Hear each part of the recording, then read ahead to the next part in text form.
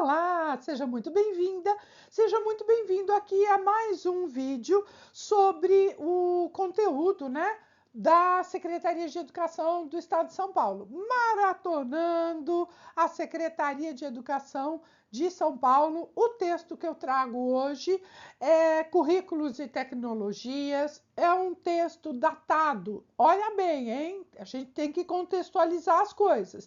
De 2012 e o texto todo, é integração, currículo e tecnologias e a produção de narrativas digitais. Então, a integração, tanto do currículo escolar com as tecnologias, aliado a isso, a produção das narrativas digitais possíveis dentro do ambiente escolar. Bem, a gente tem que fazer essa observação porque esse texto ele foi escrito em 2012, tá? Ou seja, 8 anos antes da pandemia, que obrigou as escolas da educação básica ao ensino remoto. Portanto, os autores relatam que na educação a presença aí das tecnologias era pouco significativa e que haveria, portanto, bastante potencial para se utilizar esse tipo de recurso nas escolas. Os autores até fazem uma comparação entre o desenvolvimento e a aplicação das tecnologias com outros setores, como serviços, bancos, escolas particulares, mas que a escola pública pouco utilizava esses recursos tecnológicos, tá?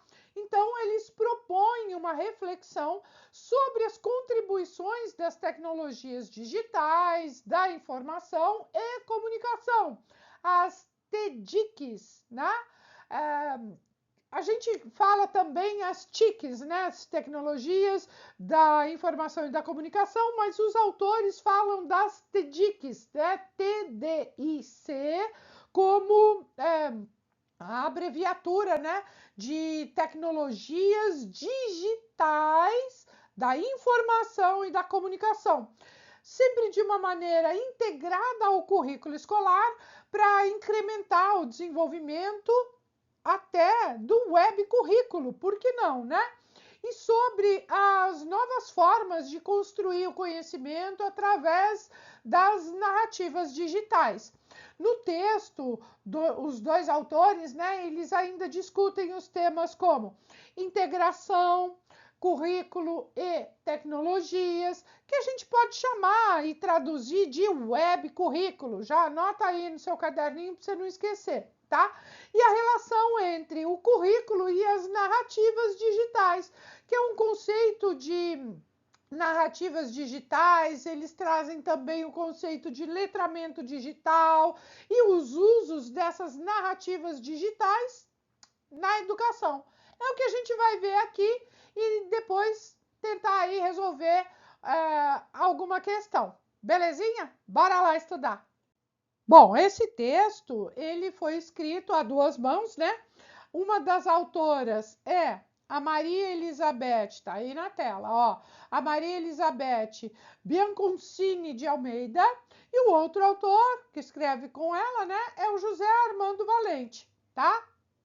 Então, eles são os autores deste texto que a gente vai ver agora. Integração, currículo e tecnologias e a produção de narrativas digitais, tá?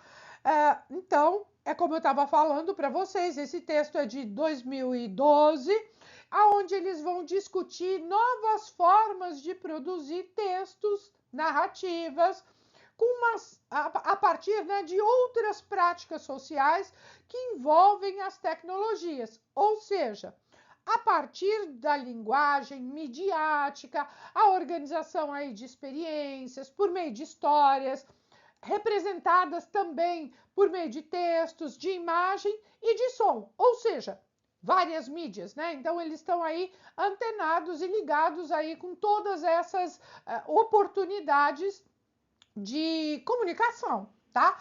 Os autores, eles falam dessas narrativas digitais como forma de explorar e de utilizar.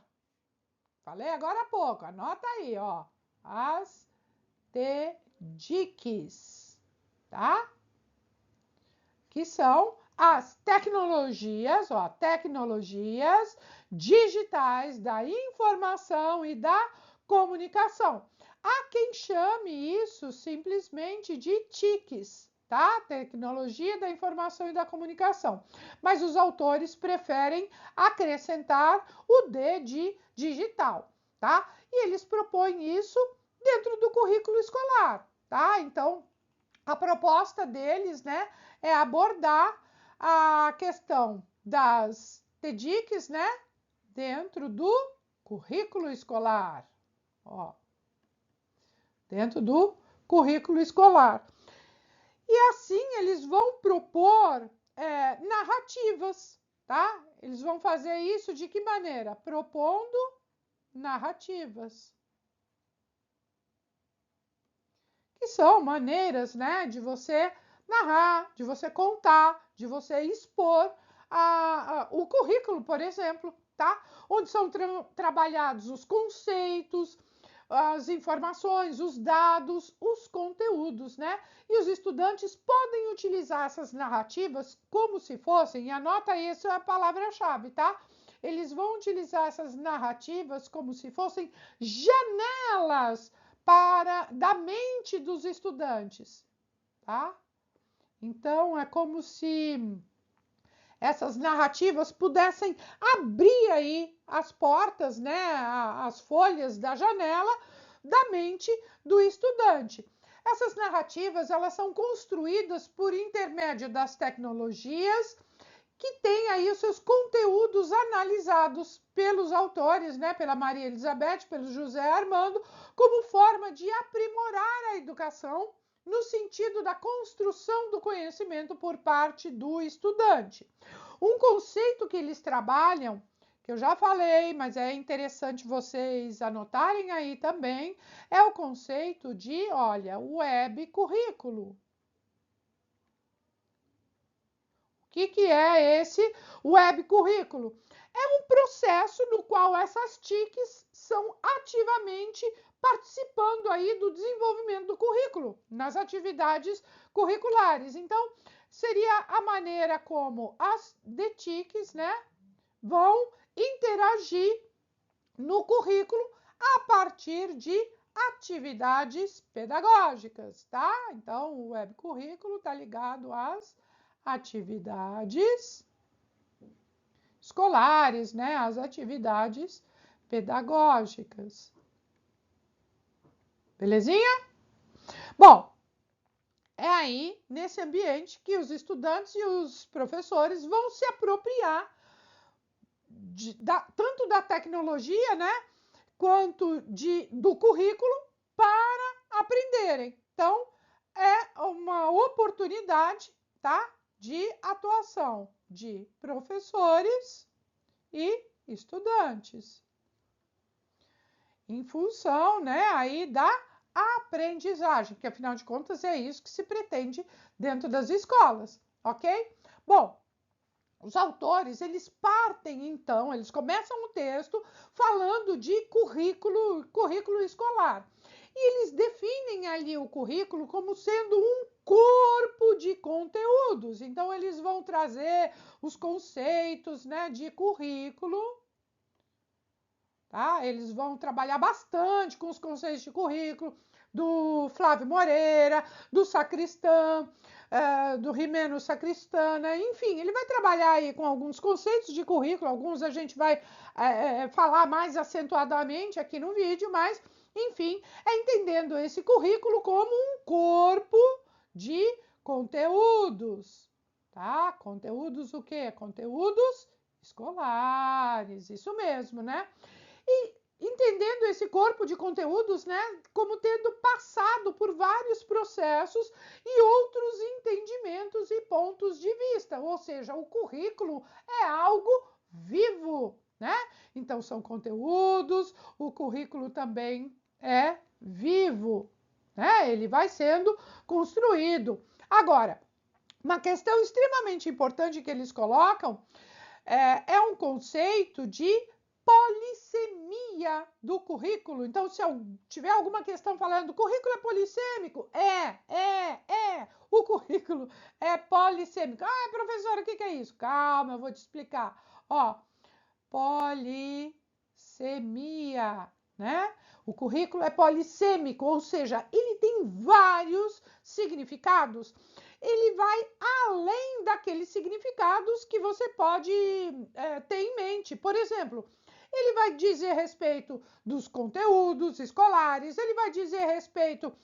eu posso entender o currículo como uma grade curricular, vários conteúdos. Eu posso entender o currículo como aquilo que acontece na sala de aula, na relação professor-aluno.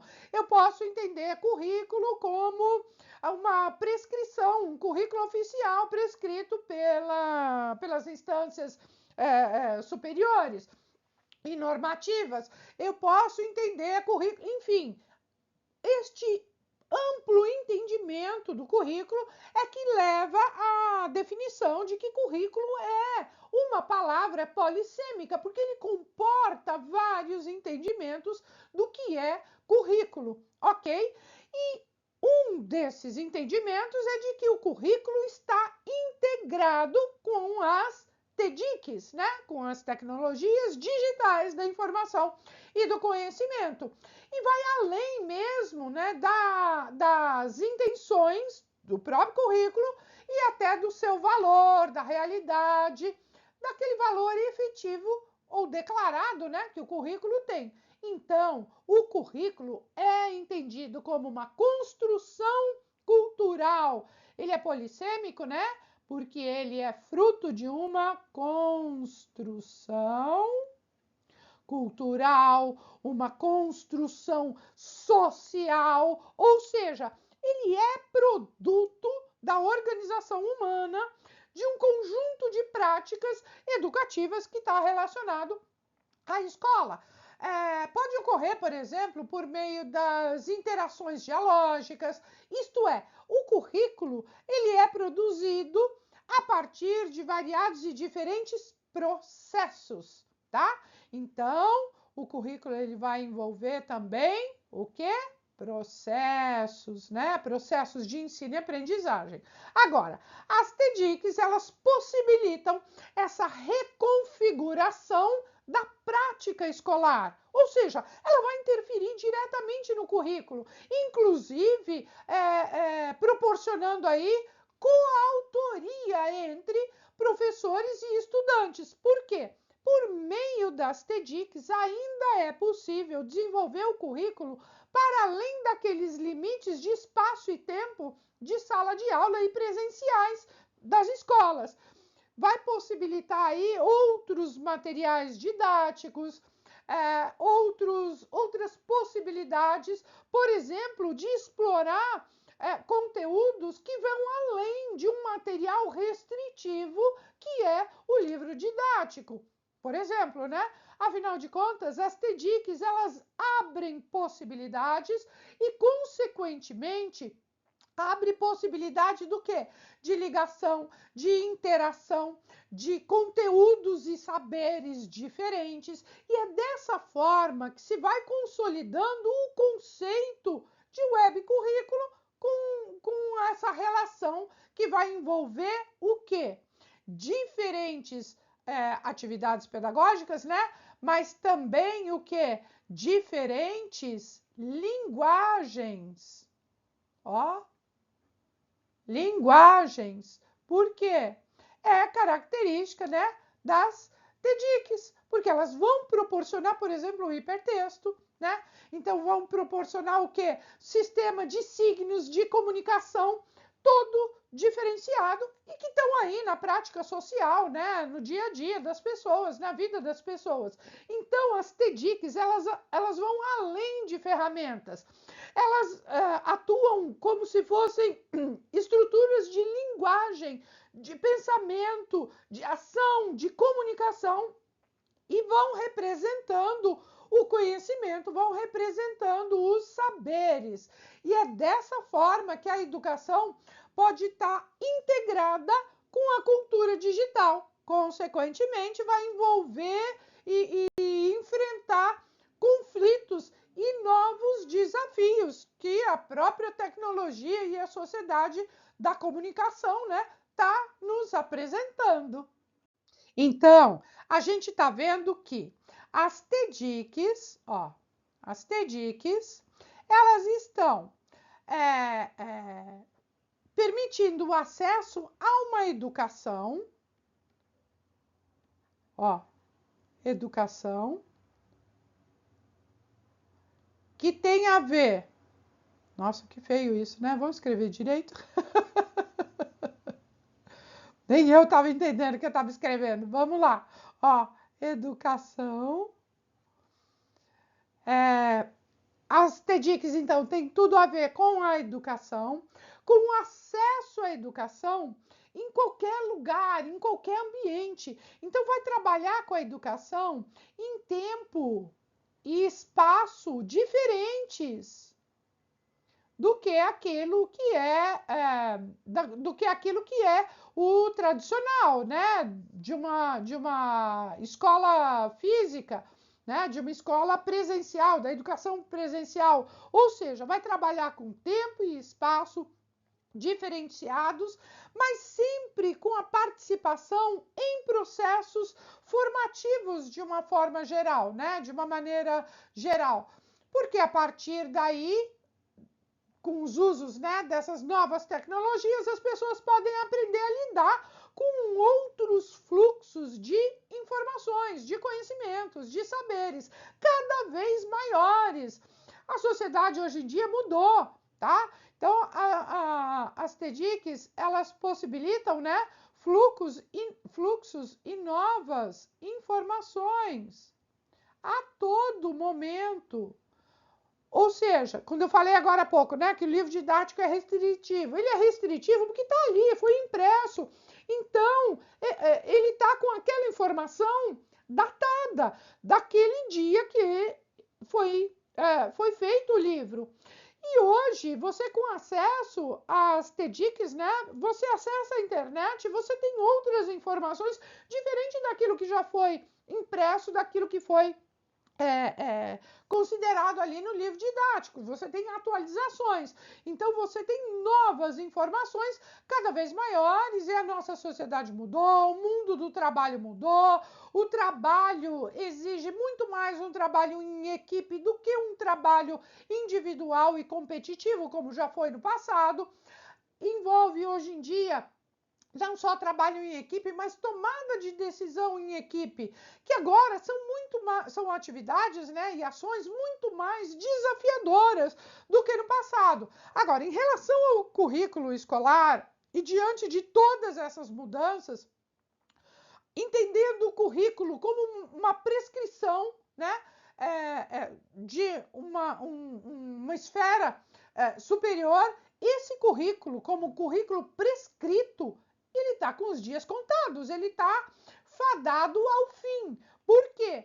A gente tem que reconhecer que o novo currículo, enquanto futuro social, ele ainda está longe de se concretizar, está longe de acontecer, porque os conteúdos e as informações estão sendo atualizadas e estão sendo modificadas a todo momento. Então, o currículo como prescrito, né, como prescrição, ele vai caindo por terra diante aí das TICs. Percebe essas relações que eles vão fazendo, né? Os autores vão fazendo do currículo escolar com as tecnologias da informação.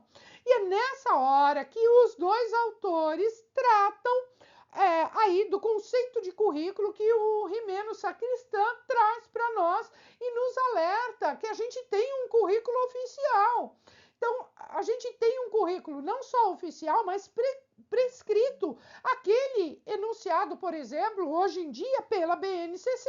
É um currículo real, é um currículo oficial.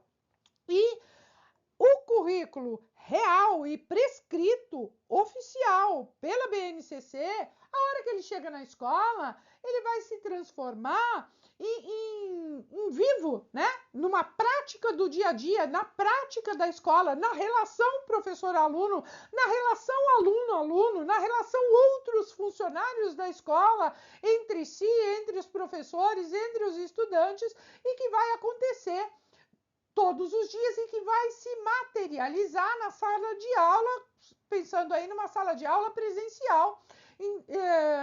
Mas este currículo, ele também vai ter todo esse movimento, não só numa escola presencial, numa sala de aula presencial, mas ele vai acontecer também na educação à distância, sempre intermediado aí pelas TDICs, né? Pelas tecnologias digitais da informação e do conhecimento.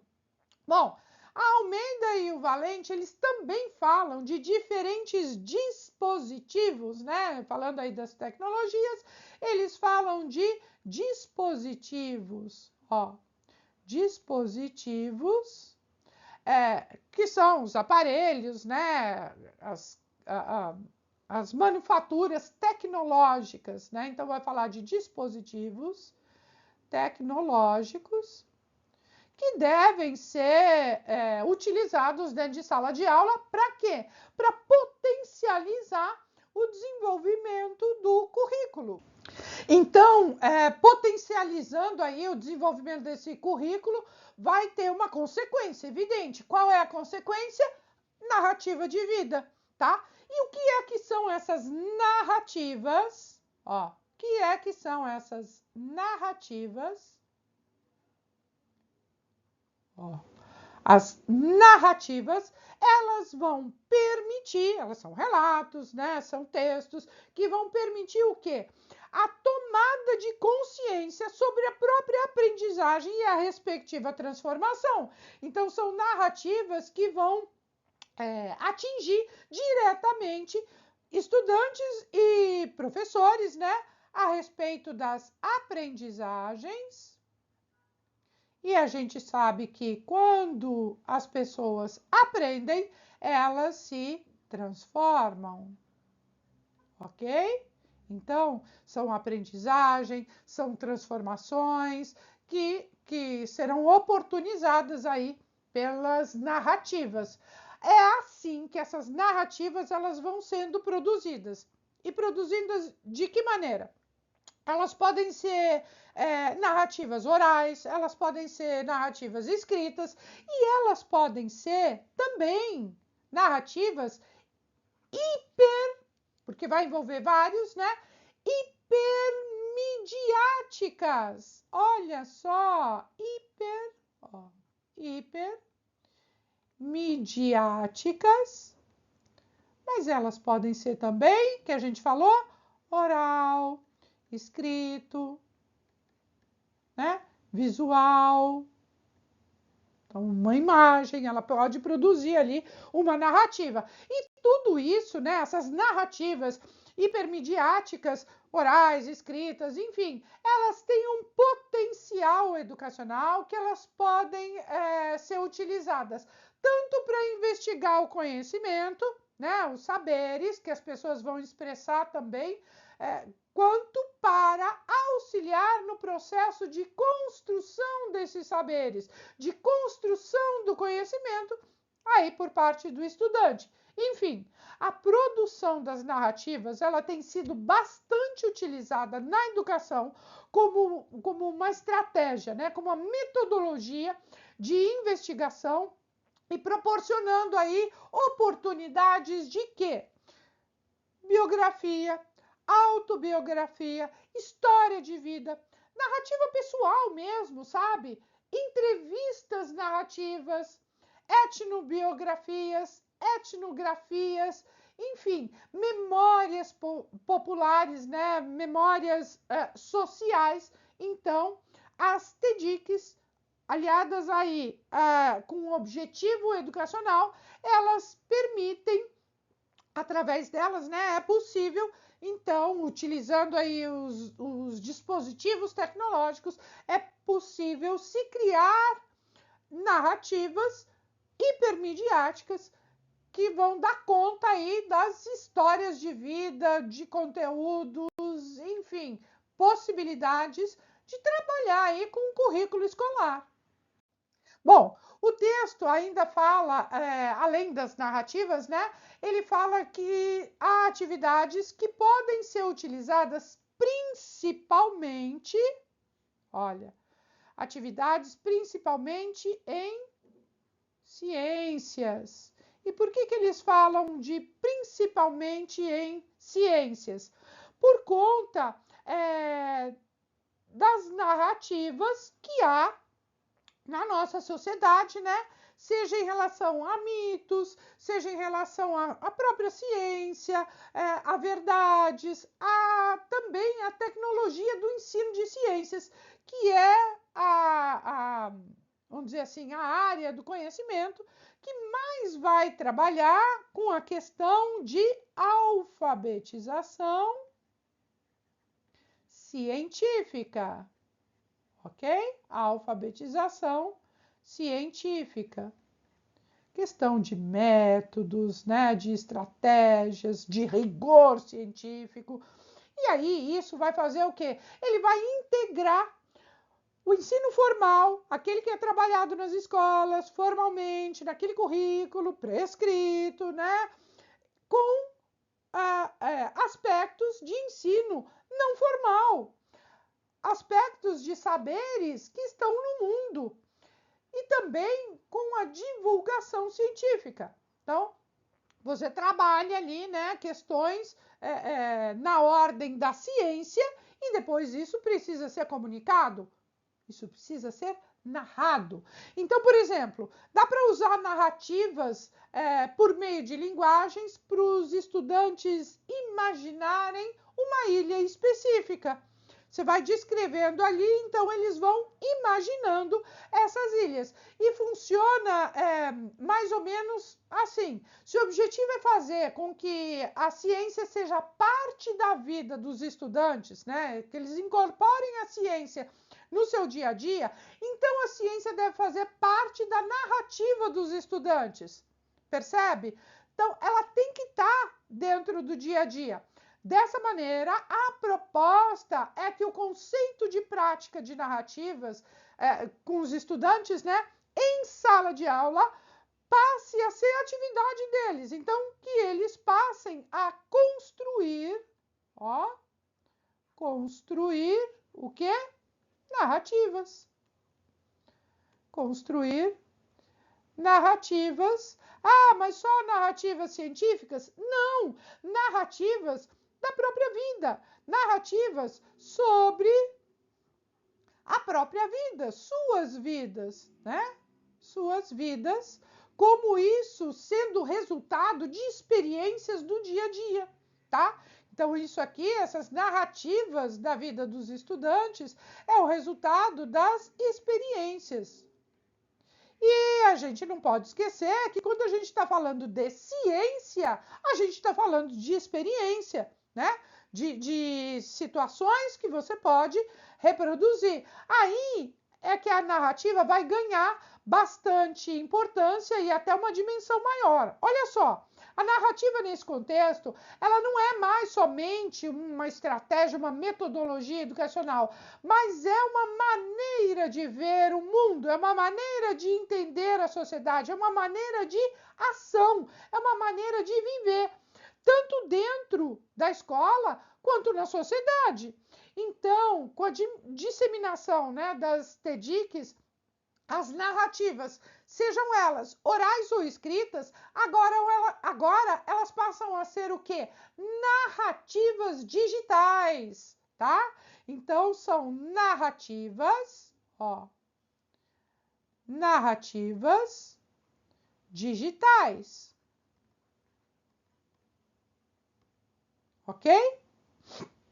Bom, e essas narrativas digitais, elas vão permitir proporcionar a criação de outras condições de produção de conhecimento, de saberes, e também vai proporcionar outros exercícios e outras práticas de leitura, de escrita, que por si só já incorpora, né? A leitura e a escrita por si só já incorpora outras linguagens. Linguagem visual, linguagem auditiva, por que não, né? Então, você percebe aí a necessidade de ter uma revisita a essas questões da escola, né? De como se desenvolvem os processos de construção de conhecimento e, evidentemente, do que a gente está falando? De currículo escolar. Então, percebe que a todo momento, então, os autores vão fazendo aí essas ligações. Se pensarmos bem, olha só, leitura e escrita, elas passam por constantes reflexões, questionamento, especialmente quando a leitura e a escrita são confrontadas com atividades como, por exemplo, a leitura mais atual é uma leitura online, tá? Ou navegar pela internet vai me dar possibilidades de entrar em contato com vários textos, com muitas informações, ou ainda a interação pelo celular, né? Que eu tenho outras oportunidades de quê? Ó, são narrativas digitais que vão me oportunizar o quê? Formas de expressão e formas de comunicação peculiares e diferentes, tá? E da mesma maneira, tá? Hoje em dia, todo mundo tem acesso a texto e a imagem que mudam aí a narrativa com as linguagens verbais, visuais, que são produzidas, interpretadas e transformadas a todo momento. Tá? Outro conceito que os autores trazem é sobre as narrativas em ambientes virtuais que fornecem 3 categorias estéticas, tá? Então, aí eles falam, né, de categorias estéticas. E essas categorias estéticas têm 3 aspectos: a imersão, a agência e a transformação, que é tudo que a gente quer na escola, né? E a transformação, ok? Bom, a imersão, tá? A imersão, ela tá ligada, é como se fosse um mundo paralelo, sabe? Um mundo de avatares, né? De uma outra realidade. E aí nós, tanto produtores dessas informações, quanto usuários, né? Como se nós fôssemos transportados para um outro mundo, sem sairmos do lugar. É possível você aí ter uma imersão num conteúdo de uma maneira tal que é como se você estivesse realmente nesse outro local, tá? Aí eles falam também da agência, e a agência está ligado com o fato de nós podermos realizar todas essas ações que são significativas, né? E enxergar os resultados quase que instantaneamente. É uma questão ali de na hora, né? É muito imediatismo. Então, você está essa agência do tempo, né? Esse gerenciamento ali, como se tudo isso estivesse acontecendo ao mesmo tempo e junto. E a transformação, ela permite às pessoas que vão usar aí as tecnologias, né, a ter liberdade seguindo o seu próprio percurso, a sua própria jornada, podendo alterar, né, aquilo que você quiser. Até porque as tecnologias digitais da informação, elas possibilitam uma plasticidade de fazer e de refazer, porque você vai trabalhando ali com o conteúdo de uma maneira contínua, que você vai criando, recriando e alterando e fazendo a várias mãos. Você pode construir aí um hipertexto, tá? Então, são narrativas digitais que têm até, e aí já falando, né, do hipertexto, são as narrativas digitais que elas têm, por exemplo, 2 tipos de modalidade, elas têm 2 tipos de modelos, ó. E quais são esses modelos, né? São os multimodais, ou seja, vários, né? Que vão combinar aí diferentes modalidades, por exemplo, a escrita e a linguagem imagética, né? A escrita e as imagens numa multimodalidade, porque eu não estou falando só de uma modalidade escrita, eu não estou falando só de uma modalidade visual, eu estou trabalhando com as duas, imagem e texto, então eu estou falando de multimodalidade. E pode usar também não só a multimodalidade, mas a hiper modalidade que vai trabalhar aí outras tantas modalidades que estão ligadas à hipermídia. Então, as narrativas são interativas, né? Elas interagem entre si e elas interagem também com as pessoas, com os usuários e com os coprodutores. Elas, portanto, elas não são lineares, não são questões assim de uma linearidade calma. Elas também não são cronológicas. Ah, isso aconteceu agora, depois aquilo. Não, isso tudo pode ser alterado pelo estudante. Por exemplo, quando ele vira um coautor. Então, tem possibilidades dele escolher os caminhos que serão percorridos, as atividades que serão realizadas, a ordem delas, a introdução de outras informações.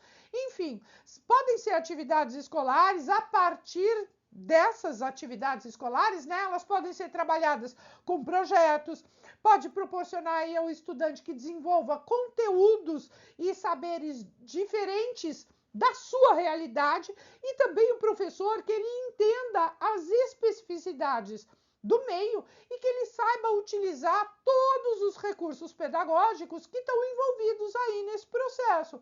Outra coisa importante para saber é que essas novas competências exigidas para se trabalhar com as tecnologias digitais, ou seja, o que é que as TEDx exigem como capacidade das pessoas nos dias de hoje? É que elas sejam capazes de trabalhar com os recursos que estão disponíveis. Então, tem que ter uma flexibilidade. Que recursos são esses? São recursos cognitivos, são recursos emocionais, são recursos afetivos, para enfrentar aí as situações do dia a dia. Porque os saberes escolares têm que ter essa ligação direta com a vida cotidiana, com a vida em sociedade, porque senão eles não têm sentido.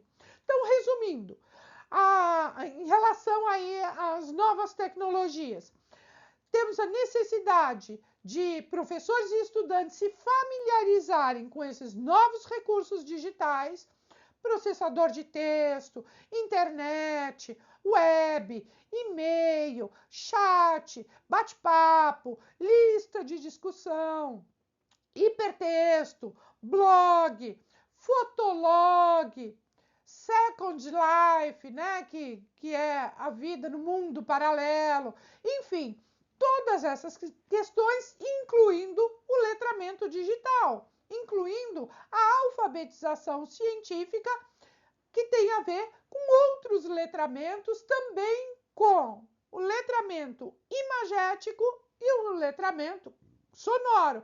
Detalhe importante. Aliás, anota aí, tá? Lembra a todo momento, esse texto é de 2012. Imagina atualmente como é que essa familiaridade com as DTICs deveria estar acontecendo já nas escolas. Bom, os autores, eles citam lá vários outros autores, né, tanto de currículo quanto de outras abordagens pedagógicas, mas um autor que merece aí a nossa consideração é Paulo Freire, tá? Eles citam Paulo Freire quando eles estão discutindo as questões do contexto das TEDx, tá? Ó, quando eles estão falando aí, né, do contexto das TEDx, por quê? Onde o estudante passa a ser autor e produtor das próprias obras, do próprio conhecimento.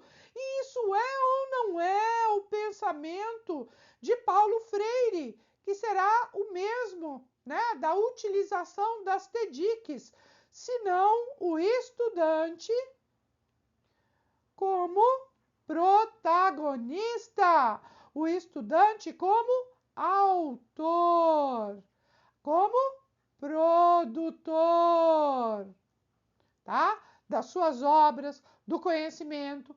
E isso vai exigir, por parte dos estudantes e, consequentemente, por parte dos professores, né, essa mobilização de letramentos na leitura, de construção de conhecimento, uso de linguagens midiáticas, práticas hipermodais, multimodais, né, que a gente acabou de ver, participação crítica no mundo digital. Então, não é para esse autor-produtor ser um autor e produtor de qualquer coisa, mas é autor e produtor digital e de maneira crítica, ok? Então, ele vai ser um leitor ativo, ele vai ser um produtor ativo, ele vai ser um emissor de informações, de textos que vão ser construídos a partir do quê?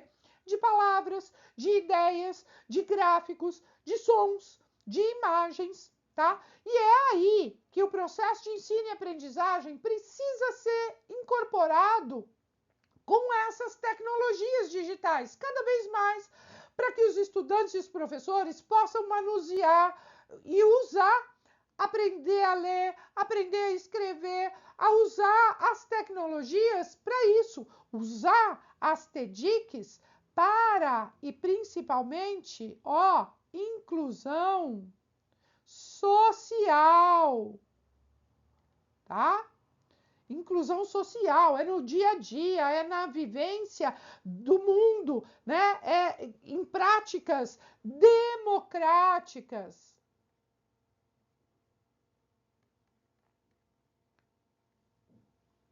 Ok? E aí, com essa vivência democrática, né, pressupõe um outro aspecto para o uso das TEDx, né, para o uso das tecnologias, que vai fazer o quê? A possibilidade de mobilizar, de incentivar os estudantes a desenvolver cada vez mais a sua capacidade de se expressar, de se organizar, de colocar as ideias próprias em narrativas partilhadas, em narrativas coletivas, em distintas áreas do conhecimento. Então, ampliando aí possibilidades de atuação social, de construção de conhecimento. Bom, vamos dar uma retomada aí no que a gente viu até agora. A gente viu todas as contribuições das TEDx relacionadas aí com o currículo, pela maneira e pela forma de, olha só, narrativas digitais, tá? Narrativas digitais com um objetivo, né? Não é para sair por aí escrevendo qualquer coisa, mas narrativas digitais relacionadas intimamente com a construção de, isso mesmo, construção de conhecimentos, tá? E com os diferentes, o quê? Recursos e letramentos possíveis, né? Letramentos possíveis, diferentes, alfabetização científica. Então, integrando aí o currículo com as tecnologias, ou seja, ele fala a todo momento, né? Ele não, eles, né?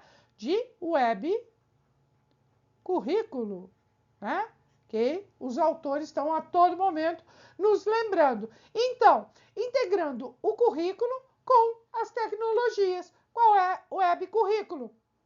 Integrando aí o currículo com as narrativas e o conceito dessas narrativas digitais, né? O letramento digital, o uso aí das narrativas digitais dentro da educação para trabalhar os conteúdos escolares, os saberes historicamente acumulados pela humanidade. Mas as tecnologias, elas não vão fazer milagre. A gente já sabe, né? Tecnologia não faz milagre e dominar as tecnologias também não é pré-requisito para a produção de narrativas digitais, tá? A gente aprende fazendo, a gente aprende utilizando. Então, vai caber aos professores o quê? Criar a condição para que os estudantes possam desenvolver cada vez mais os diferentes letramentos digitais, para que eles tenham autonomia, para que eles sejam os verdadeiros protagonistas, para que eles usem a linguagem midiática nas práticas multimodais, hipermodais, ou seja, a janela da mente de cada estudante, que vai construindo o quê? As suas narrativas curriculares. Então, é possível realizar, sim, na prática, uma nova visão de currículo, seja por intermédio da construção de narrativas digitais ou ainda outras formas de interação em sociedade por meio das tecnologias digitais, da informação e da comunicação. Vamos resolver uma questão, né? Porque senão esse vídeo vai ficar muito extenso, mas pelo menos uma questão aí. Olha lá, questão de 2022, Banca CESP e Sebrasp, Secretaria de Educação do Paraná, professor, conhecimentos comuns. A cultura digital abrange os processos de transformação socioculturais que acontecem com o uso das tecnologias digitais de comunicação e informação, as TDICs. Na educação, trabalhar nessa perspectiva permite coligar aos processos e às práticas educacionais novas formas de aprender e ensinar. A respeito das tecnologias educacionais, assinale a opção correta. Então vamos lá, está querendo saber das TDICs, tá? Dentro do ambiente escolar, como é que isso vai acontecer? Por intermédio de ferramentas síncronas. O que é uma ferramenta síncrona? Síncrona,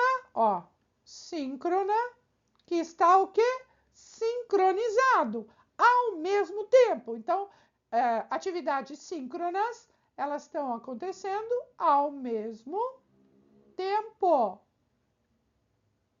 Lembra que a gente falou aí no vídeo a respeito de tempo e espaço, que nas tecnologias digitais a gente tem aí uma outra dimensão, né, de tempo e de espaço? Então, uma atividade síncrona é uma atividade que está acontecendo ao mesmo tempo, não necessariamente no mesmo espaço físico, mas pode ser o mesmo espaço virtual, ok? Então, olha, por intermédio das ferramentas síncronas, a interação entre professores e estudantes, embora não seja obrigatória, possibilita a colaboração entre participantes e a elucidação de dúvidas em tempo real. Olha a questão do tempo aqui, tá? B. As metodologias ativas apresentam grande dificuldade de adaptação às tecnologias digitais. Por quê? Nessas tecnologias, o estudante deve adotar uma postura participativa, enquanto as tecnologias digitais implicam a construção do conhecimento baseado na transmissão da informação. E aí, você considera que as tecnologias digitais fornecem esse tipo de atuação, né? Só transmissão de conhecimento? E aí? C. A utilização de ferramentas assíncronas, olha só, se tudo que é síncrono está acontecendo ao mesmo tempo, aquilo que é assíncrono vai acontecer em tempo diverso. Opa, faltando um i aqui, diverso, tá? Em outro tempo. Faço num tempo, acontece em outro, tá? Então, a utilização de ferramentas assíncrona condiciona o aprendizado e a conclusão das tarefas à conexão ao momento real, de forma simultânea de estudantes e professores, ou seja, estudantes e professores simultaneamente trabalhando ali, interagindo. E aí? D. As ferramentas que permitem uma maior liberdade aos professores e estudantes também restringem suas autonomias, por possibilitarem a opção de gravação das aulas e demandarem um controle alternativo da rotina de estudos. E aí, você acha que as ferramentas da tecnologia digital, elas permitem, né, todas essas ações, elas vão restringir a autonomia porque vai permitir gravação de aula, que pode ser assistida depois, né? E um controle aí da rotina de estudos. Como é que é isso? Os chats e os fóruns fazem parte do mesmo grupo de ferramentas de desenvolvimento de aulas virtuais e se caracterizam por permitir a discussão de diferentes temas entre os estudantes e a troca de mensagens em tempo real. E aí, chat e fórum permite essa comunicação em tempo real? Não se esquecendo, né, de que, por exemplo, atividades síncronas, né, que é ao mesmo tempo a pessoa está ali atuando e interagindo. A gente não pode esquecer que no chat você manda uma pergunta, manda uma resposta, manda um comentário e a pessoa vai responder imediatamente ou ela vai responder no tempo dela. No fórum, nos fóruns que tem, né, no digital, na educação digital, por exemplo, ou em outras trocas, né, de conhecimento. Você estabelece lá um fórum, você abre um fórum de discussão. Todas as pessoas estão ali ao mesmo tempo, no mesmo momento, discutindo aquele assunto, ou as pessoas podem ir contribuindo, cada qual a seu tempo? Bom, vou te dar uns segundinhos, porque essa alternativa correta está gritando, né? Mas vou te dar uns segundinhos para você considerar qual é a alternativa correta.